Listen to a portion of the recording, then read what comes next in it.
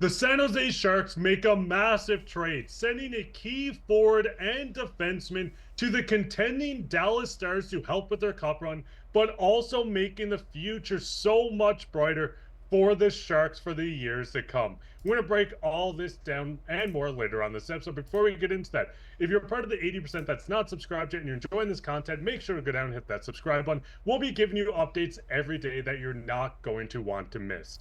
But with that, Darius, we got to hop straight into this trade today, where we did see the Dallas Stars acquire Granlund and Ceci from the San Jose Sharks. In return, the San Jose Sharks got a 2025 first-round pick from the Dallas Stars, a conditional fourth-round pick that can be upgraded to a third-round pick if Dallas advances to the 2025 Stanley Cup final. Now, looking at this, Darius, what was your initial thoughts seeing this trade? Because I honestly think this trade is perfect for both teams. Yeah, I think that this is a trade that you knew was going to happen on the San Jose Sharks side, right? Like, they were probably going to move off of Granlund. And I mean, there were some whispers and rumblings of Ceci as well. And honestly, this is pretty good asset management, going out and getting Ceci and then flipping him for a first-round pick and a conditional fourth-round pick that, again, like you mentioned, can be upgraded if the Dallas Stars, which they could, make the Stanley Cup final. They're a very good team. So I think that that's a really good trade on both ends. And then, again, on the other side, coming back to the San Jose Sharks first round pick, right? Like that's a great haul for these guys. And the Dallas Stars get two guys that they desperately need. Heiskanen's out right now, right? You have some injuries up front as well. Granlund really makes them that much deeper, something that, you know, maybe they didn't have last year when they lost to the Edmonton Oilers in the Western Conference Final. So I think that this lengthens their lineup a little bit more, and he's having a very good year as well. And I mean, looking at Granlund, we can see that this year his stats 15 goals and 30 assists for 45 points. He's had productive seasons over his 2-year tenure with the San Jose Sharks. He's led the team in points this year. He's been a mentor for the young guys. This is the perfect ad for the Dallas Stars, and getting a first-round pick from the Sharks side, or getting the first to the Sharks, is huge. As we did see, Mike Grier said he didn't want to go out and just get picks for no reason. A first-round pick made it so much more enticing. The biggest thing with Granlund, he is on the last year of his contract, a $5 million cap hit. But looking at this, this is perfect for both teams. As I said, a first-round pick to bring in a guy like Granlund to this roster. You also get a first-round pick just for trading him. But looking at this, do you think he could slide in as maybe just immediately a second-line center on Dallas? I think so right now. Obviously, like I mentioned, you know, they have some injury troubles up front. And even with Sagan, you know, playing, you know, we've seen him kind of move to the wing at times in his tenure as of late as a Dallas Star. So I think, you know, adding a center like this to your second line, I mean, he's having a great year. You just went over it, right? Like a really good year in terms of point production on the San Jose Sharks, right? So, I mean, adding him to the Dallas Stars, they might be able to go on a bit of a run here, and it's something that they needed to upgrade. Now, again, I think a lot of GMs are looking for players with term. This is not that, but I think that this is a guy who can re-sign with the Dallas Stars, and I think it's very interesting in that way. Again, he's 32, so the contract might look a little bit different. He's probably going to get a raise because obviously the salary cap is going up, but you're probably signing him for, you know, retirement. This is his last contract, I would imagine, right? So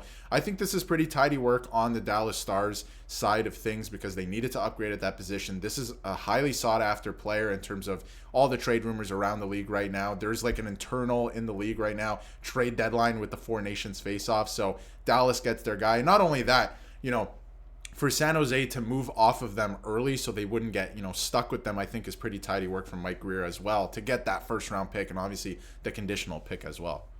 And it seems like Mike Grier and even Kyle Dubas yesterday has really set the market on these UFAs. I mean, we've seen Marcus Pettersson get traded yesterday for a first. We've seen Granlund moved. But then we also seen Ceci, who is having a good year. If we take a look at his stats as well, 4 goals, 11 assists for 15 points. The biggest thing with Ceci is we've seen the reports coming out that he wanted to join a contending team. The biggest thing with Ceci, he's not going to be a top-pairing defenseman, which he was playing with the Sharks.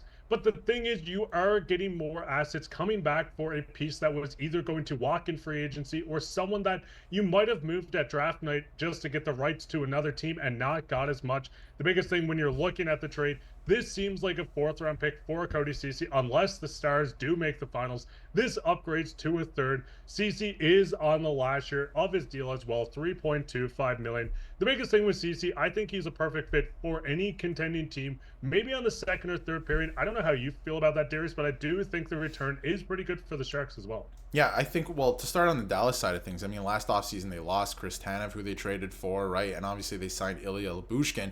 But I think Cody Ceci is a good option there as well. I mean, he has that experience of going to the Stanley Cup final last year with the Edmonton Oilers. And again, didn't get into every single game along the way, but still a guy who has that experience. He is a UFA, so again, that's something that they're going to have to look at. But they can re-sign him if they want in the offseason to kind of bolster that right side, because they have lost a lot of, punching power on the defense core on the right side, at least over the last couple of years. And then on the San Jose Sharks side of things, again, tidy work from Mike Grier, right? You get a couple draft picks, and these are two guys that might have walked in free agency anyway, right? Or maybe even the Sharks would want them to walk in free agency so they can kind of usher in this new era of younger players that they have. I think that was the plan anyway. So to move them out this early for a haul like that is really tidy asset management, I think, from Mike Grier. Again, acquiring Cody Ceci last year, and then, or last offseason, I should say, and then obviously flipping him now. I think it's great work from Mike Grier.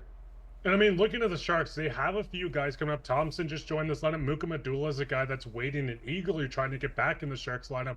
So they're definitely going the younger route. We're going to see Celebrini take over the top line. Technically, it was a 1A, 1B line. But moving out Granlund did make it seem like Celebrini is going to be set to play this top line. It's going to be interesting how they spread out the young guys now. I know Granlund had a lot to do with the development of a lot of these young guys, especially on his wing. But the biggest thing with the Sharks side, and something that has to be pointed out in my opinion, is how much space they do have.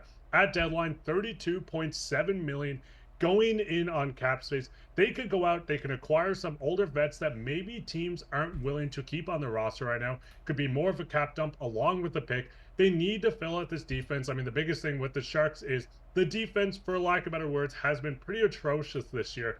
So looking at this, maybe they go out, pick up some guys. They picked up some contract. Wallman was one guy that they got from Detroit along with a draft pick. We see Wallman currently playing on their top line. Cody Ceci's now gone, so maybe they look for more of a move like this. I don't know if you feel the same way, Darius. Do you think maybe the Sharks might look at teams and be, hey, if you need to move on from a contract, throw us a pick, we'll take it. Maybe we can revive their career. Yeah, I think that's exactly what they're doing right now, and that's going to be the move around the trade deadline. Give us your dead cap space. Give us your dead cap space, and we will, take your draft picks as well in return. But, we'll find a home for these guys as well in our lineup, like these older guys. And some of these guys can be mentors for guys like Macklin Celebrini, for example, and some of the younger guys on the San Jose Sharks as they continue to get younger, because they have a lot of great prospects still in the OHL, like, for example, Dickinson playing with the London Knights. So, I mean, there's a lot there that I think that they're still going to need to bring in. That's the one thing that a lot of people aren't talking about with Granlund and Ceci moving out. They still need to bring in older guys, probably closer to the deadline,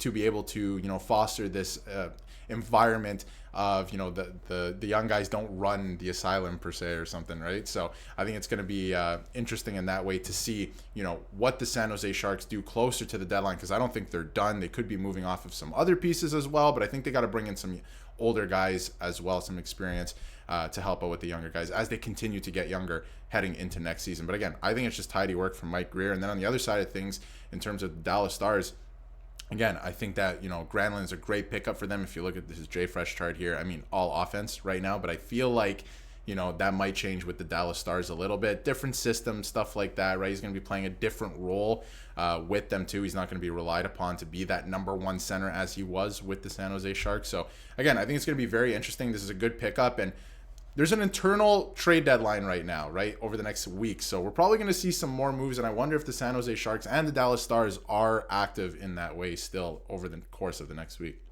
What was your guys' thoughts on this? Go down and leave a comment. What's your thoughts on this trade? Are you happy about it? Are you upset about it? Let us know down in the comments. While down there, leave a like, subscribe, share this with your friends. We'll be back with another episode, so keep your eye out for that. But I've been your host, Mark, with my co-host, Darius, and take care.